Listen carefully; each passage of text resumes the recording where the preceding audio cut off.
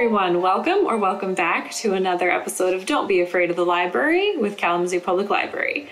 My name is Sarah and I will be your hostess for this evening. So if you've been watching all month long, then you know each of us doing one of these videos are reading picture books or selections from scary stories for the month of October, for spooky season. Since this is the special Halloween edition of this video, the books that I'm going to be reading from today are going to be perhaps a bit scarier than other selections in the past. So if that is not your thing, I suggest checking out one of the other lovely videos that have been posted so far. So a bit of a listener discretion is advised for this video. So I am going to be reading two snippets from Chris Priestley's books, one of which is Uncle Montague's Tales of Terror. The other is Tales of Terror from the Tunnel's Mouth. Now, this is a library copy. This is my own personal copy. That's how much I enjoy this author. They're very creepy, very scary. And the premise of the books, at least these two in his series, are we have a main character who is being told stories from, you know, an uncle, a person on a train. So they're just short stories that all come together to form a larger picture. So I will be reading first from Tales of Terror from the Tunnel's Mouth. And the one that I'm going to be reading is called The Whispering Boy. Roland sucked the air between his teeth with a whistle, winced and shook his head. It was Cutter all right, and he was dead for sure. Roland had seen dead bodies before. He'd kissed his grandmother's cold gray forehead only a year ago. But then he had scarcely known his grandmother, and her body had lain peacefully at rest in a darkened bedroom, not like this, sprawled in a street like a dog. He had known Cutter well, liked him even, and he had appeared calm. Leaders were expected to take everything in stride. "It's the Whispering Boy," hissed one of the boys, pointing with a trembling finger towards the body. "It's him again, ain't it?" "Shut up," said Roland, taking strength from the other boy's fear. It was a game, a kind of race. He did not have to be fearless. He simply had to know less fear than they did. He simply had to be better than they were, and Roland felt more than able to fulfill that requirement. Since he had returned home for the school holidays, Roland had heard nothing but talk of the Whispering Boy. These idiots seemed to have gathered together to nurture a complete obsession about some nonsensical apparition. That was why they needed Roland. These fools were like witless animals. "Rabbit's right," said Jack, his voice small and brittle. "It's the Whispering Boy for sure." Roland sighed and shook his head. He looked at Jack the way a schoolteacher might look at a child who had once again failed to grasp the basic rudiments of Latin grammar. "You don't know everything, Roland," said Jack, "just because you go to that fancy school of yours." "I know I don't believe in any Whispering Boy." "Is that right?" said Jack, pointing to Cutter's body. "Have you seen his face?" Roland had indeed seen that face. And however much he blustered for effort to show he was in control of their little gang, Roland had to admit that Cutter's face was strange. His eyes were wide and so wild they looked fit to burst from their sockets, the whites of his eyes bloodshot. Roland's forced bravado faltered every time he looked at that face. However, though Cutter's eyes were those of someone who had died in terror, screaming their lungs out, his mouth was not. Instead of being stretched open, Cutter's mouth was almost closed, his lips tight and pinched. The contrast between the crazed eyes and the tight mouth would have been comical in a living face, but Roland had already given this some thought.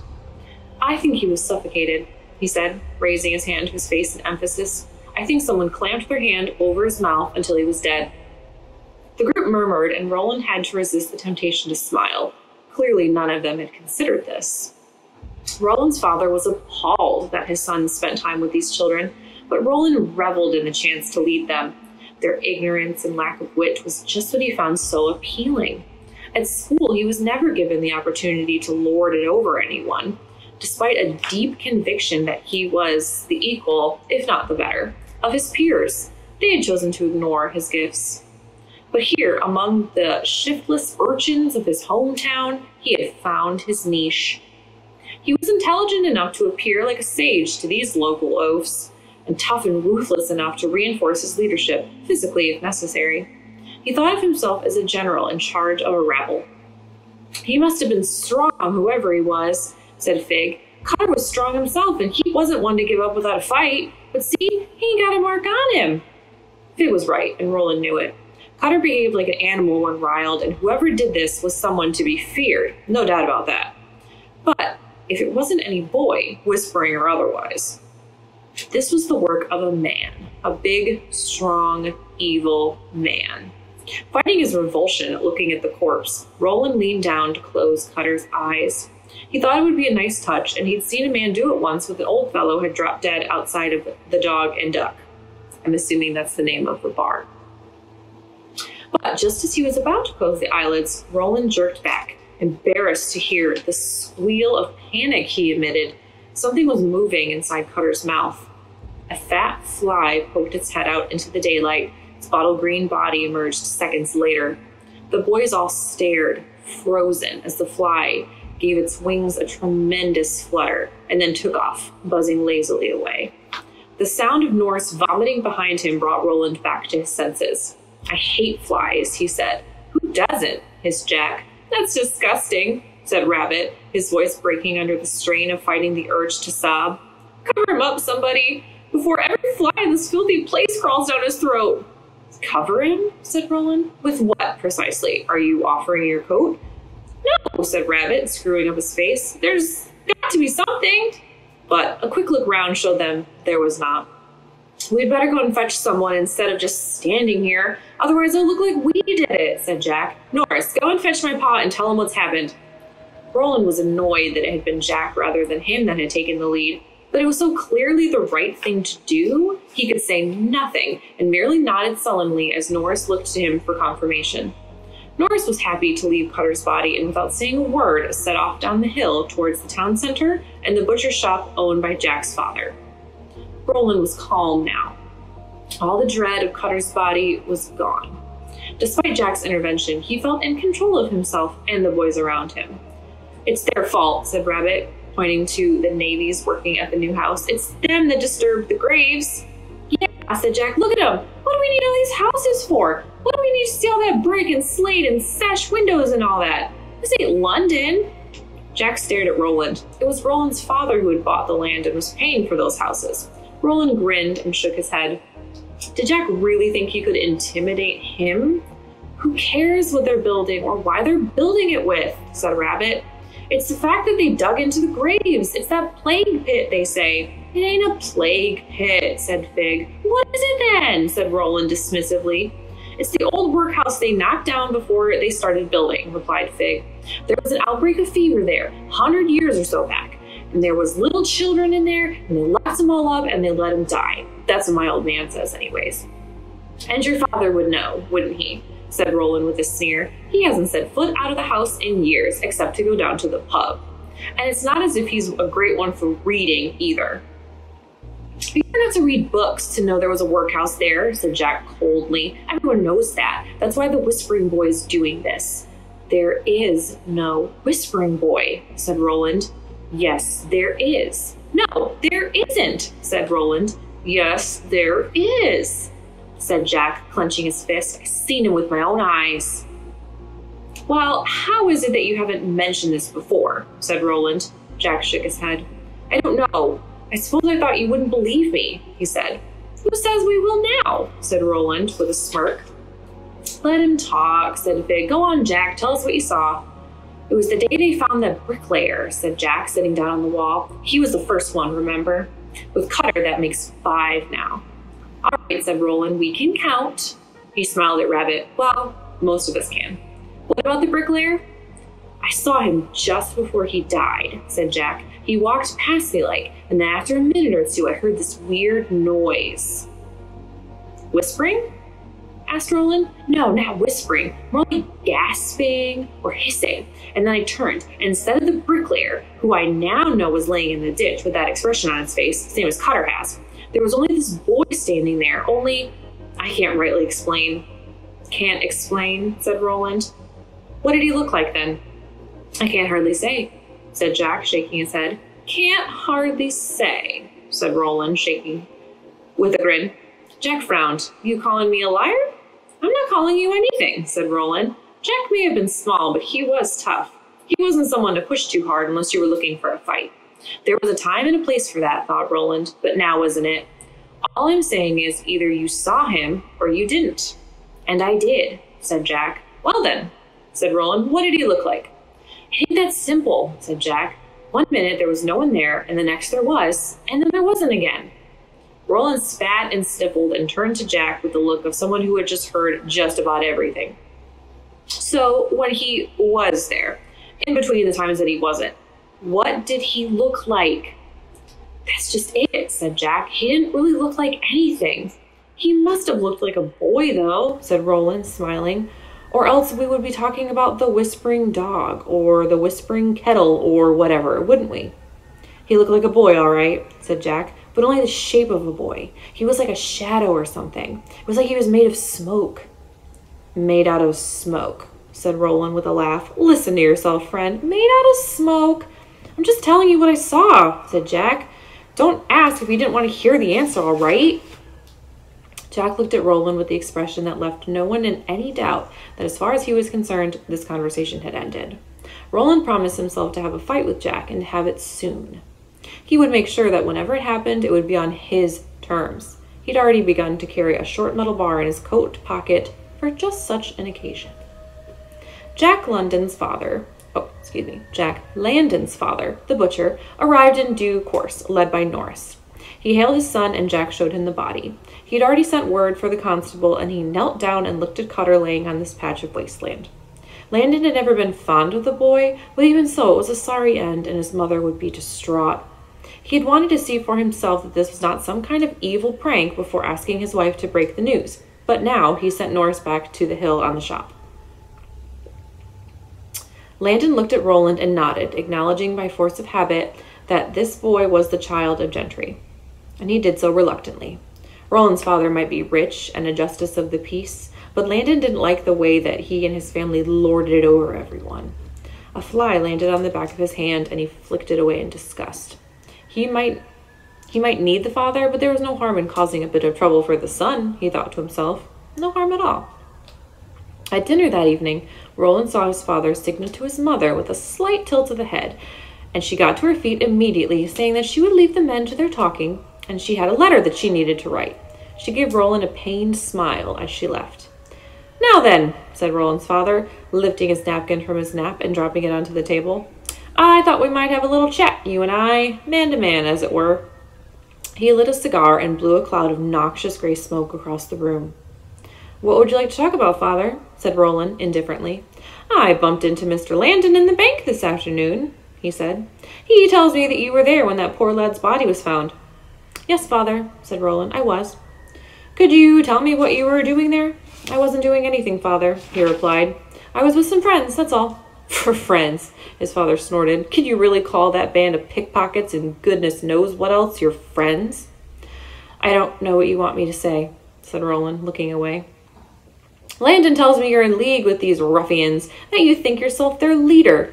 His own son is among them, said Roland, waving his arms in exasperation. How can he criticize me? His opinion matters not one jot, said Roland's father. It is I who find this behavior unacceptable. Roland knew that there was no point in replying, so he looked down at his empty plate.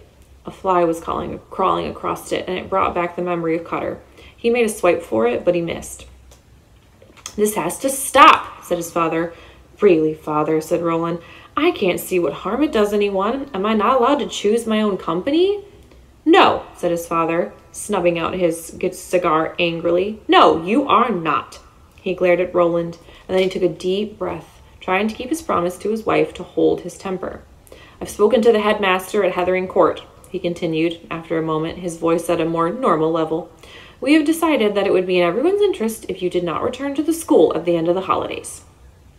This statement took Roland completely by surprise. He had expected some ban on leaving the house or from associated with riffraff, but not this.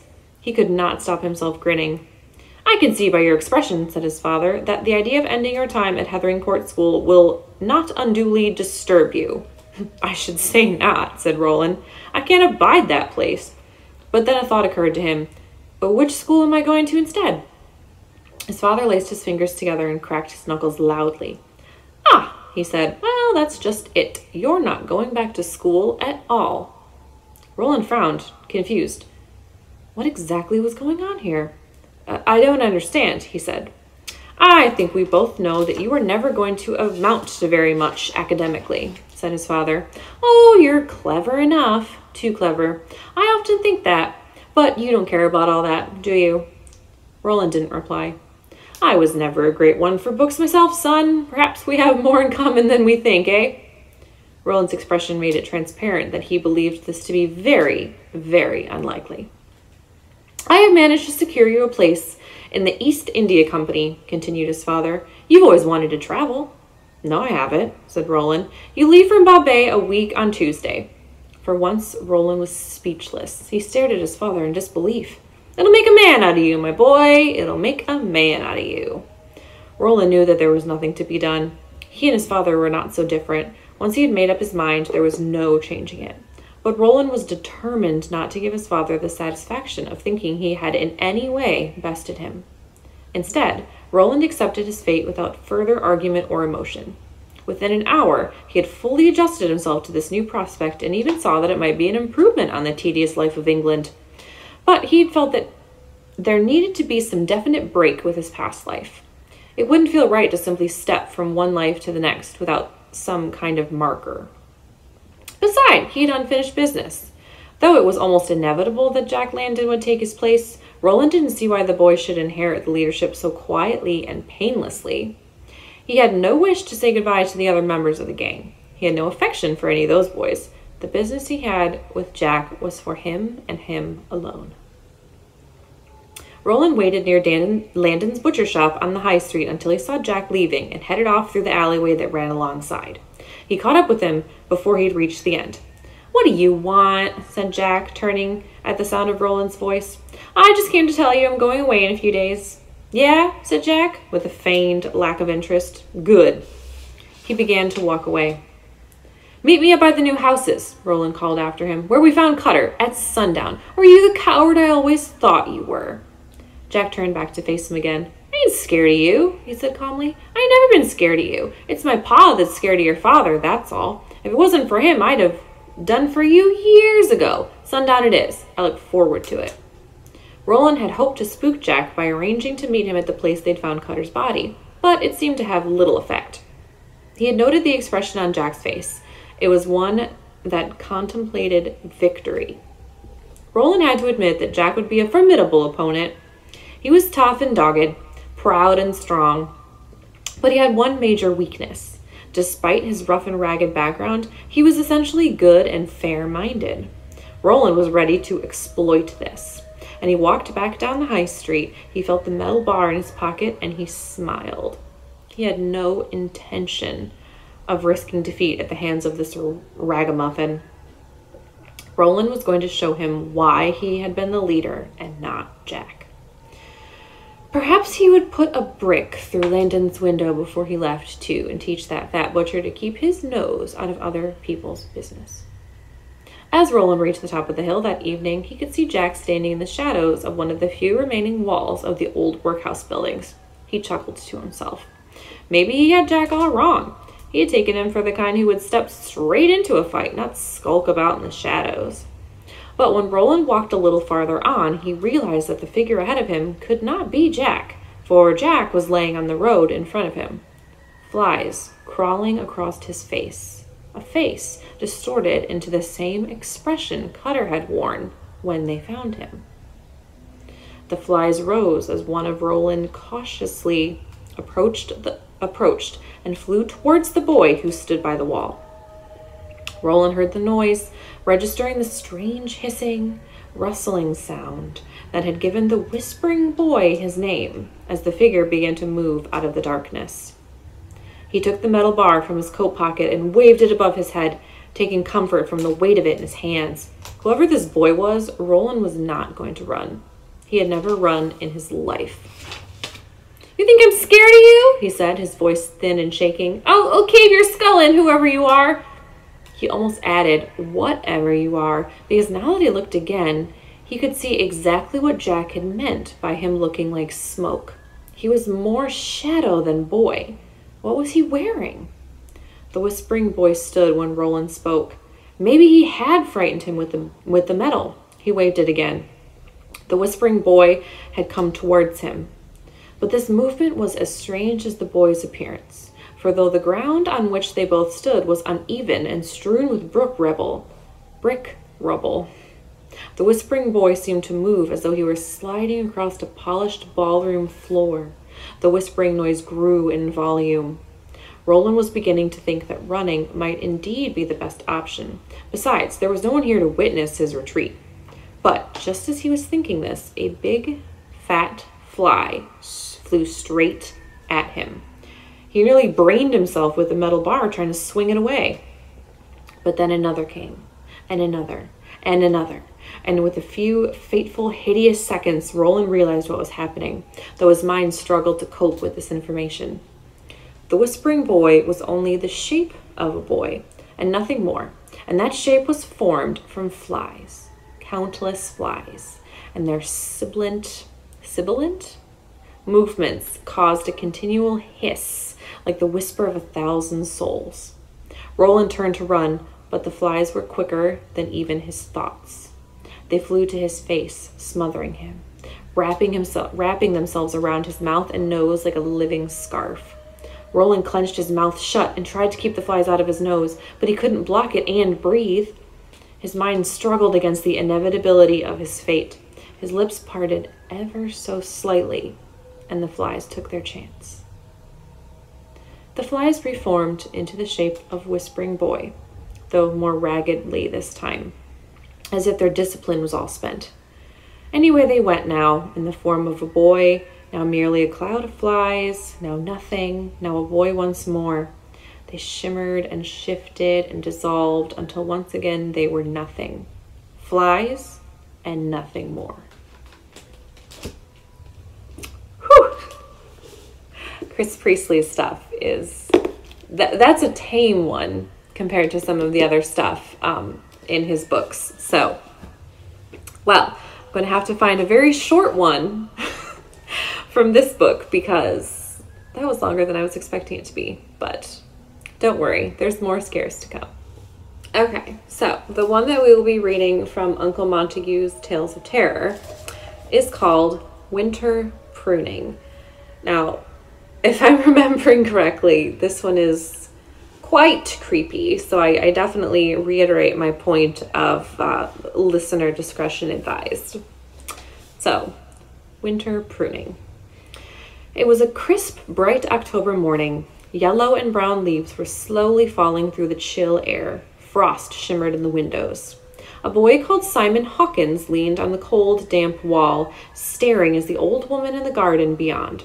Though Simon could see her, she could not see him, for Old Mother Tallow was blind. The children in the village called Old Mother Tallow a witch and dared each other to knock on her door. None of them had even mustered the nerve to enter her garden. On Halloween, they threw eggs at her house and ran away. Simon had wandered there in a moment of boredom to see if blind Old Mother Tallow was up to anything exciting. It seemed unlikely. She wore a gray coat with a thick shawl over it. A heavy dress fell all the way to her feet, the edge of which was soaking up the dampness from the grass. She wore black boots and fingerless gloves. She had a woolen bonnet on her head, and her face was red with cold. The old woman was examining one of 4 old apple trees in front of the house. Simon studied her with the same sort of fascination he would if she were a bee or an ant going about its business. She was running her sinewy fingers over the trunk and branches with one hand, while opening and closing a pair of secateurs with the other. She reached a point at the end of one branch and raised the secateurs, closing the blades around a twig and cutting into it. As she snipped through it, a flock of redwings took flight from a nearby holly tree. "Who's there?" she said suddenly, making Simon jump.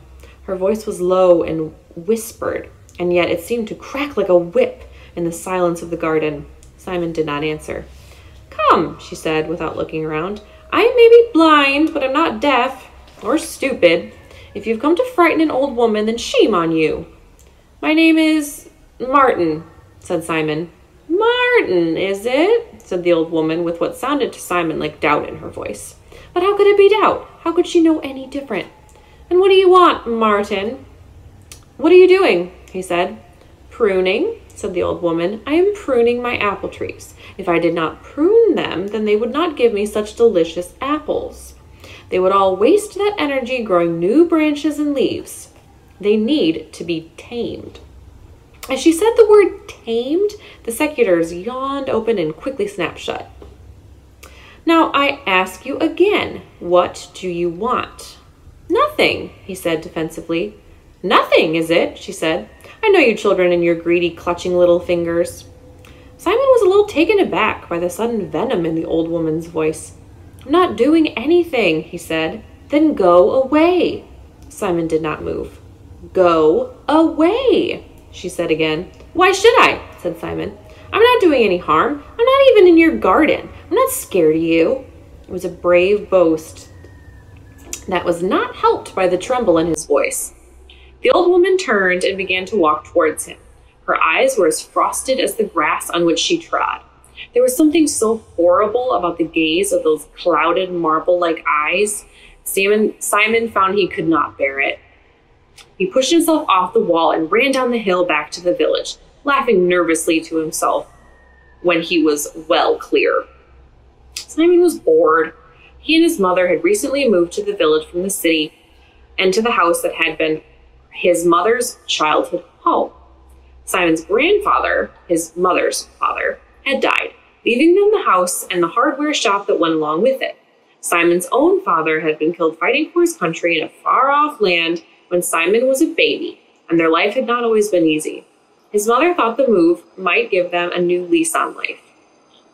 "Do you know anything about Old Mother Tallow?" said Simon, as he and his mother ate lunch. "Old Mother Tallow?" said Simon's mother with surprise. "Yes," said Simon, "the blind old bat up the hill." "Simon, really?" said his mother. "Up at the top of Friar's Lane, you mean? But she can't still be alive.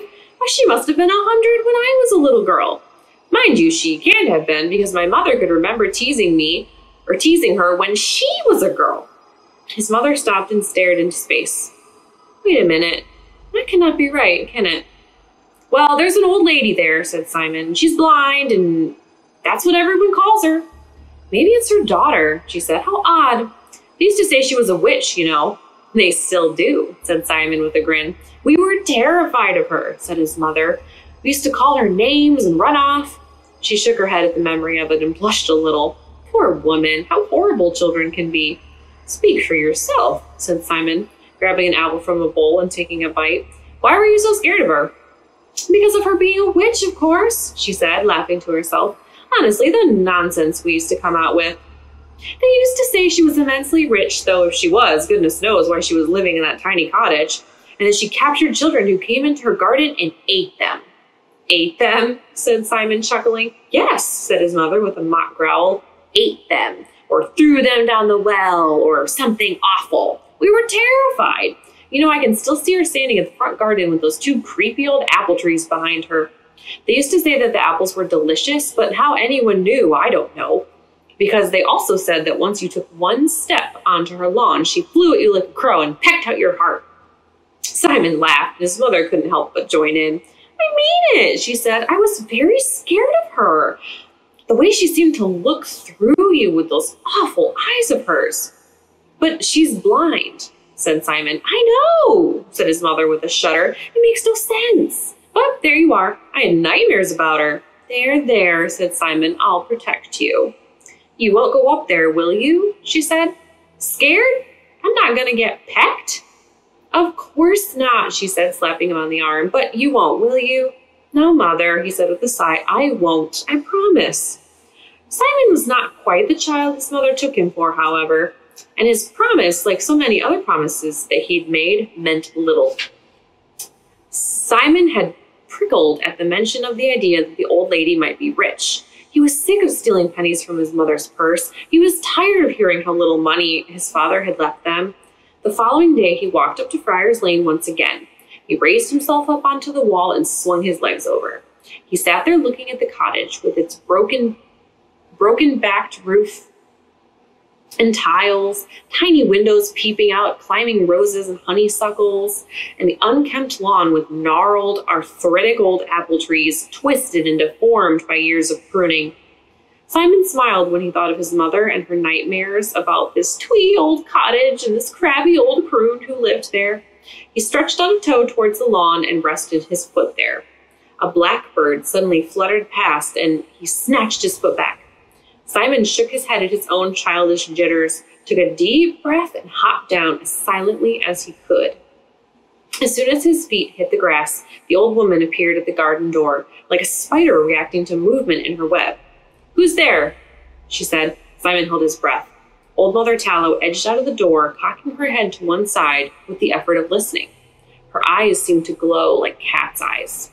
Then it occurred to Simon that perhaps the old woman did this every time she left the house, merely as a precaution, and that it was a coincidence that he was there. She was an old woman living on her own. It made sense to check that everything was all right before she left the house. After all, how could she have heard him from inside? In any case, she seemed satisfied that there was no one there and began to busy herself at one of the apple trees. When she snapped through a twig, birds took flight once again, wood pigeons this time, noisily wheeling overhead. The old woman had left the door open, and Simon saw his chance. The grass was long, and he found that he could move in silence. His route to the door took him horribly near the glass-eyed old woman, but she seemed oblivious to him as she squeezed secateurs in her bony hands and cut through another twig. The blades flashed in the sunlight and snipped through the flesh of the wood with a loud snip, and there was something hideous about the relish Old Mother Tallow seemed to take in this cutting. Simon turned away and walked on.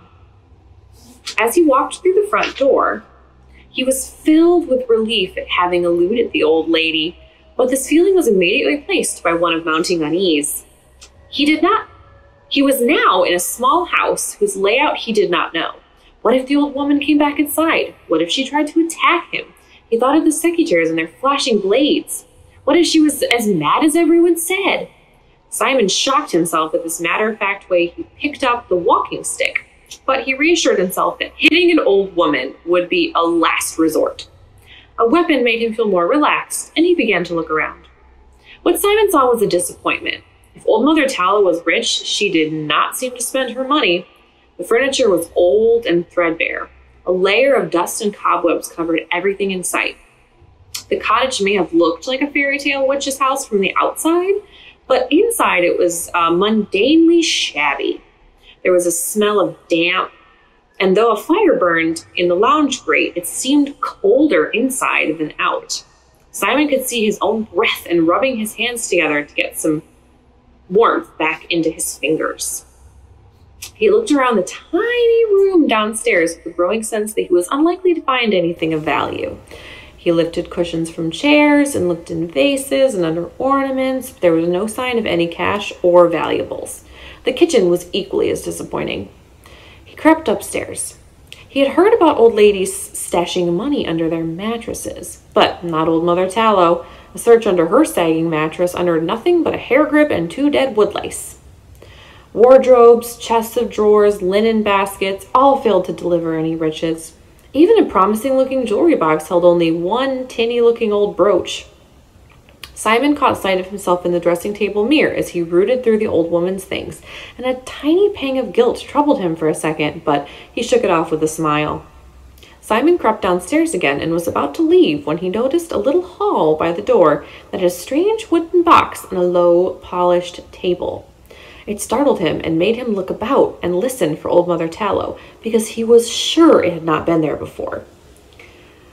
But when he peeked through a window, the old lady was standing in the same patch of the garden, snipping away at the tree. This box was made of reddish wood and seemed to be the only thing in the house not covered in a layer of dust. And if the old woman polished everything every time she walked past it. Simon picked it up. It was warm to the touch. There was a carving on the lid, a carving of the front of the house that he was in with the lawn and the apple trees. He noticed that when the box was carved, there had been 5 apple trees rather than the 4 outside. There was even a carving of Old Mother Tallow herself, pruning the trees, just as she was doing in the garden outside. It was a curious thing.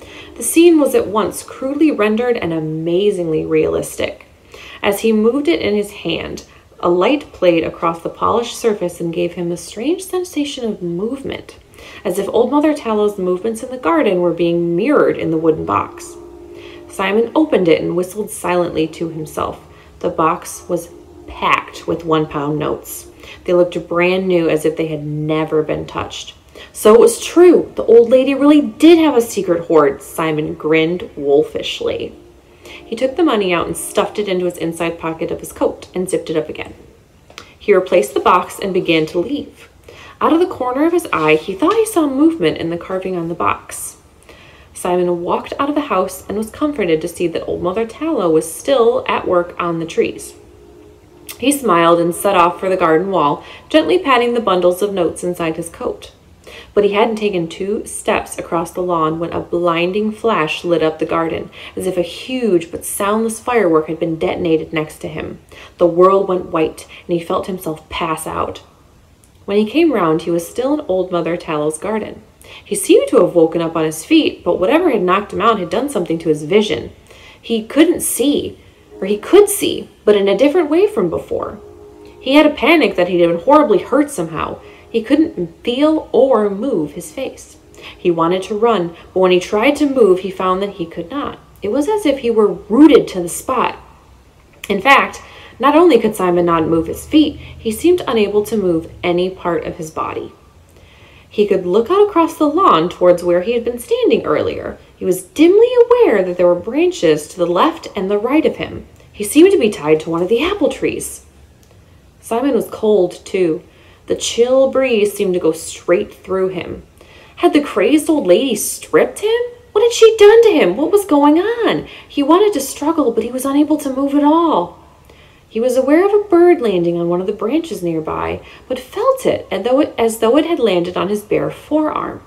He could feel with excruciating sensitivity the prick of its tiny claws as it edged along, then hopped and scurried to the end of the branch. He felt the grip of its feet, as though on his own fingers, flexing and squeezing as it shifted its weight before flying off as Old Mother Tallow appeared. It was then that Simon realized the truth of what had happened, though his mind struggled to accept it. He was not tied to an apple tree. He was an apple tree. "Now then," said Old Mother Tallow, opening and closing the curved blade of the secateurs with one hand, and feeling along the arm branch to his finger twigs with the other. "I think we'll need to do a lot of work on you. A lot of work." Simon let out a scream, a long and painful scream that only the birds could hear. The flock of startled finches took flight, flapping wildly above the old woman, the cottage, and the 5 gnarled apple trees. I love that story. So, if you are ever in the mood for a collection of short stories that all have themes throughout them, they all connect to a larger story, I highly recommend you check out Chris Priestley's works. They are excellent. But I think with that, we are out of time. It's been delightful. Thank you for joining us for all of the Don't Be Afraid of the Library with Kalamazoo Public Library. And we'll see you next October. Bye, everybody. He's alive!